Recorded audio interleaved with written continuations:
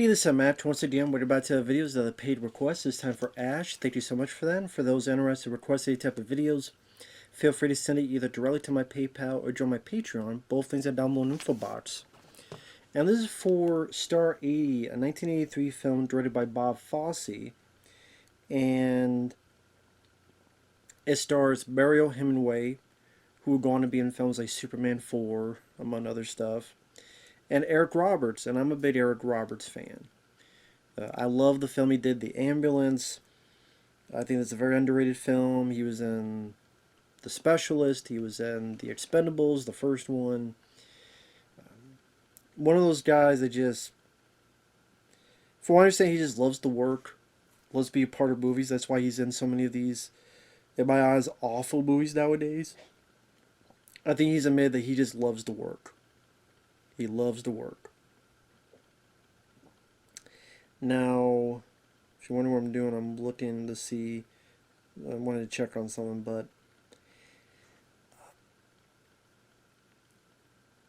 the movie's about Dorothy Stratton, and she did pass away in 1980, and that's why I was double checking. Because what happened was, this was a person that, as the movie says, met her at a Dairy Queen, said, "Hey, I could make you famous."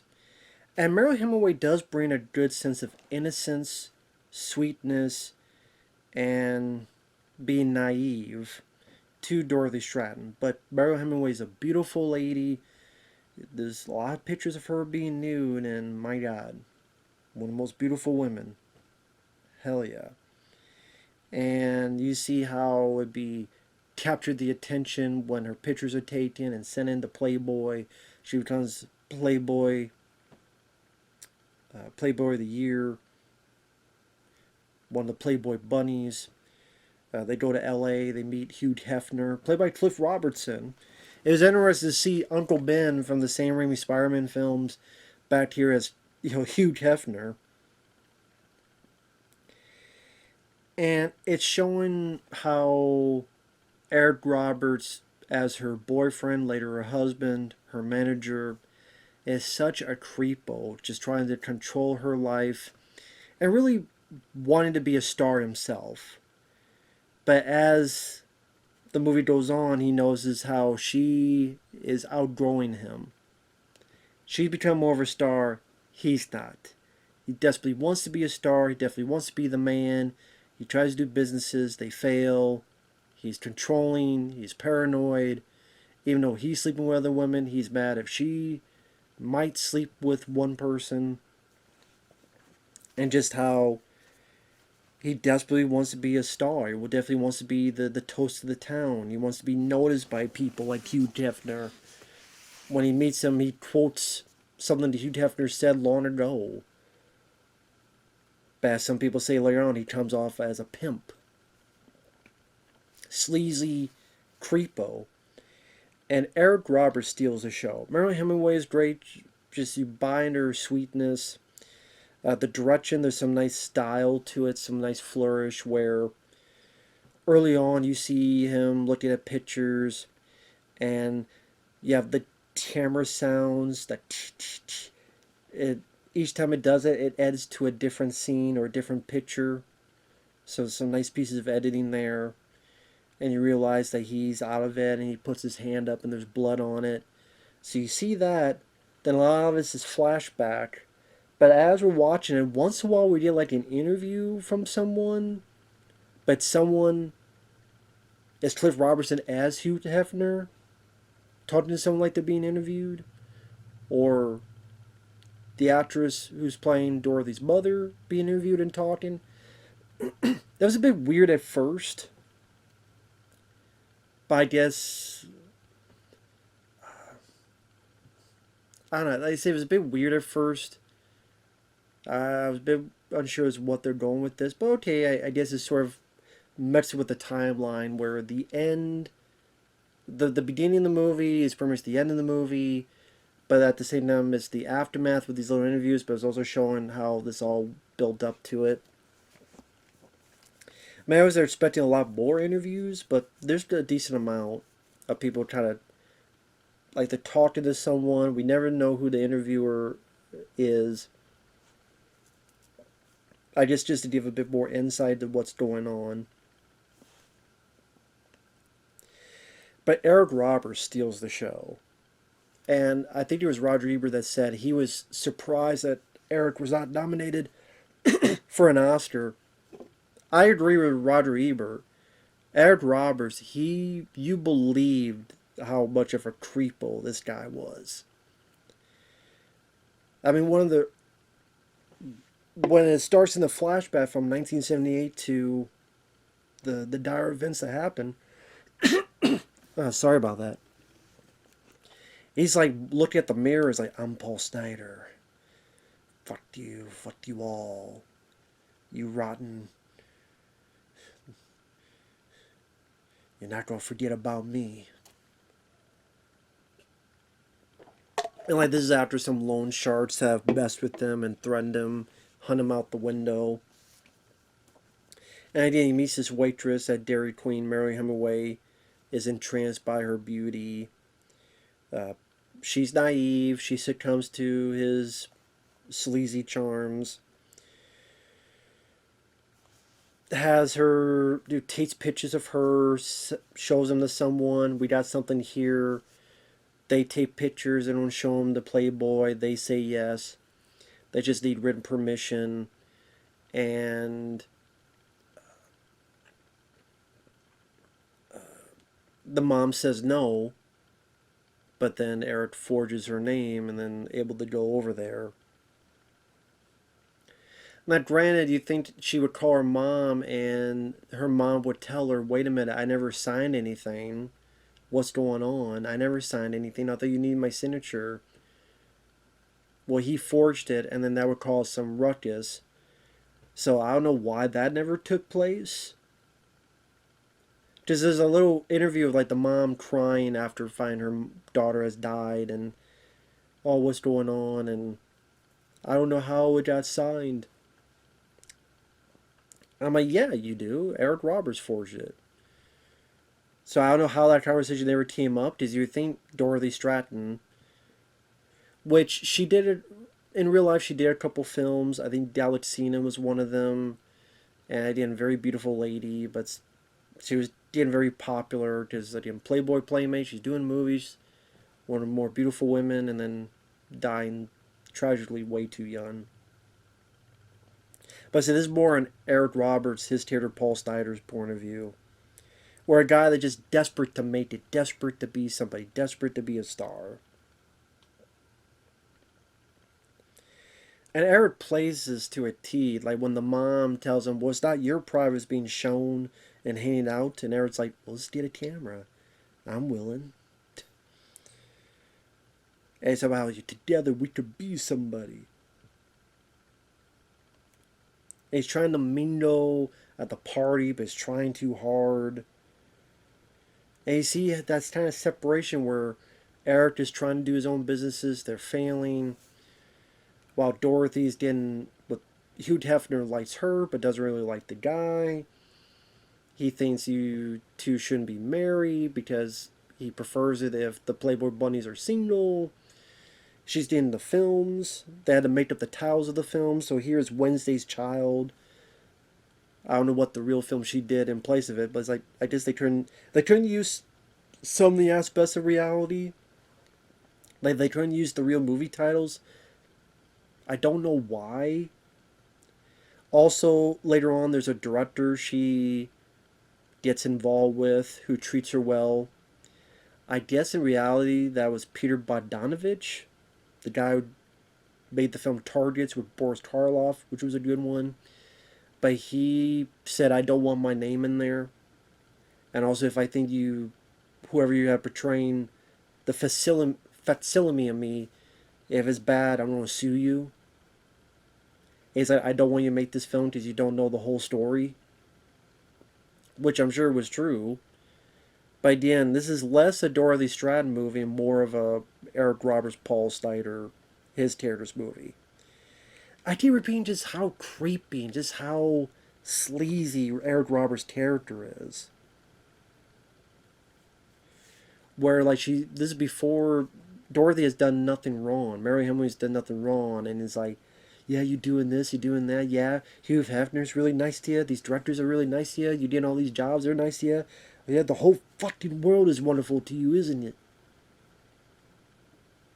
Because no matter what he does, because of his nature, because of how much of a creep he is, he can never belong because he will never belong in that world. And it shows just how, as much as he's trying, these things are leaving him behind because he's a sleazeball that no one wants anything to do with.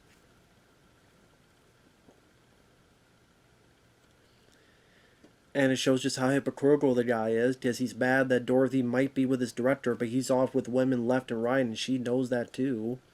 Like this one girl that she just kind of interview where she's talking about, well, he said he had this and he had Tedeschi's to Playboy and he had a Mercedes. So what the fuck? I was something about her, that lady, just how nonchalant she was. I didn't mind. And as the director who starts liking her and vice versa says, you've outgrown him. And even says, promise me you're not going to go back to him. Just divorce him. We could take care in different ways. Just promise me you won't go back to him, like to see him. Sadly, she does, and things don't end that well. So there's definitely a depressing aura about the movie because if you know anything about the story, you know where it's leading to. You know there's not going to be any happy endings. It's just going to be a tragic ending. So is that a film I would watch again? But it's a film that definitely invokes emotions out of you. Because again, Mary Hemingway plays it so sweet and so innocent. And with that sense of naive that you feel bad for, you feel sorry for. You wish you could have seen the signs. You wish you could have seen the writing on the wall. And you just see how much of a likable prick, but interesting, just how Eric Roberts go full tilt with this. Yeah, you want to divorce me? You have a writer now, huh? That guy, he's pulling the strings. It even shows her the shotgun. It's like, you think I'm a coward, huh? You think I won't use this? And again, you just get mad at her naivete. Like, her, like, trying to save him or help him, but then, I would say spoilers, but if you know the story, you know where it's going. Pushes her down, gonna be rough with her, slams her down, tries to have sex, but it's like he can't do it because of the circumstances. Shoots her, shoots himself. And I did the way it's directed, the angles the director uses, the shotgun blast. It's like violent enough to get a gruesome reaction, but not enough to be like maniac. Tom Savini blowing the head blowing up, not too far, but enough to. And then he shoots himself and like effective editing, especially in that finale. Just a very effective editing. The way the director put this stuff together. How it like cut to all the pictures he's hung up, and sometimes you hear like the camera shutter that go to each edit, each cut. But yeah, if you want to see Eric Roberts give a bang on performance, this is a film to do it. It's not a happy story.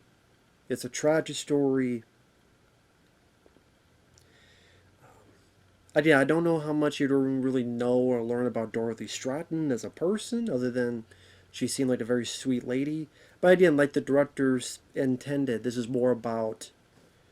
And it's like, apparently Hugh Hefner had seen the film. He said, Eric Roberts got it. That's exactly how he was. But then another person said, nah, that wasn't right. The real guy didn't talk much. He would just stand by the side and give you the death glare. So again, different people say Eric Roberts' portrayal was right or was wrong. But man, he's intense. You buy into his intensity. And that's definitely the big plus of it. You also got some songs that fit with that world, that era of the film, whether it be YMCA, or If You Think I'm Sexy, ba ba ba ba ba, or You Had to Be a Big Shot. You had to be a big shot. Ba ba ba da da da da da. Which makes sense. It's trying to portray that era of the between the late 70s, early 80s. So the soundtrack fits the film fairly well.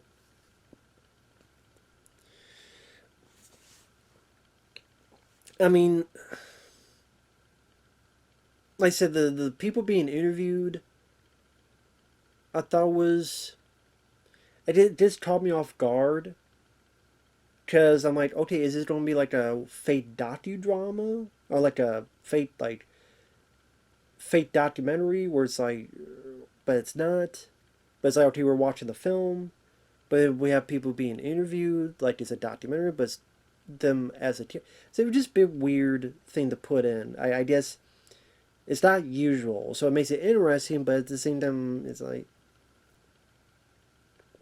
I thought it was gonna be like some big interview at the end that kind of summed things up, which there wasn't.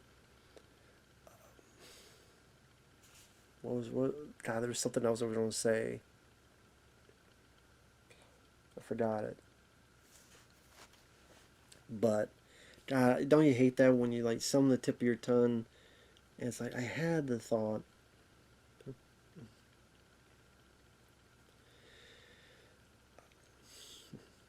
Yeah, I forgot it. But I mean, it's not a happy story, but it is for the most part the true story. So it is what it is. But it's very well acted. Like I said, interesting to see Cliff Robertson as Hugh Hefner.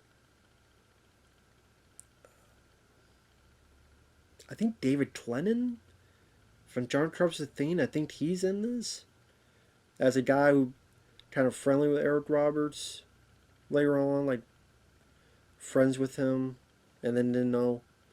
Oh, I was talking about the editing. Another interesting piece of the editing is when these bad at the end when these bad things are happening. It cuts to these what seems like random shots, but I get what the director was doing. He's showing what each of these people are doing at the same time. So, like the director, he's working on the edit of his film. Hugh Hefner is doing this over here. Like, you see how each one is going about their day as this is happening.